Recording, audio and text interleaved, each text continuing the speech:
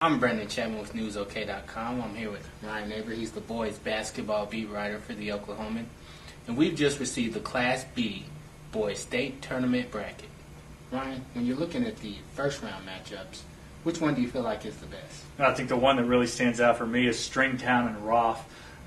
Stringtown's a team that pretty well cruised through the regular season until they got to Red Oak, lost that game, but bounced back and had been playing pretty well. But tripped up to Mill Creek in the area tournament, or in the regional tournament, but fought their way back, beat Mill Creek in the area consolation game to make the state tournament. Roth is a team that's probably the hottest in the state right now, coming in at 24-3, haven't lost a game since December 18th, and that game that they lost was by 5 to Red Oak, a team that's just been blowing most Class B teams out.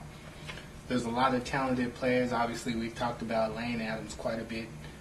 Tell us a little bit about Lane, and tell us a little bit about some of the other good players. Well, Lane's a guy who can just get it done no matter what. Averages 31 points a game in Class B. He's a Missouri State commit and can really score from just about anywhere on the floor. He can drive the basket if he needs to. He can pull up and hit the outside jumper. And it's really helped him out this year that they've got Stuart Sullivan, a big 6'8" two-guard, which is not something you hear at all in high school basketball very much, especially in Class B.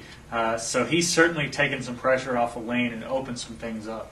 Well, 6'8", that's Xavier Henry territory right there. That's a big two-guard. But when you look at the championship and the potential matchup there, which teams do you think will make it and give us a champion? Well, I think in the top half, it's hard to see Red Oak getting stopped at all. They got Medford in the first game, likely Forgan in the second game. The bottom part is where it gets tough, where you've got Roth and Stringtown meeting. I think Stringtown is getting healthy right now. I think they've got Tyrus Thomas, who has the most experience of anybody in this tournament at playing in that kind of atmosphere. I think he gets them over the hump. They play Garber in the second round. That's going to be a tough game, but I think Stringtown somehow finds a way to get into the finals again, where it's going to change this year a little bit. I think Red Oak comes out ahead. Red Oak is the Class B state champion this year. All right, Ryan. Well, we appreciate your expertise.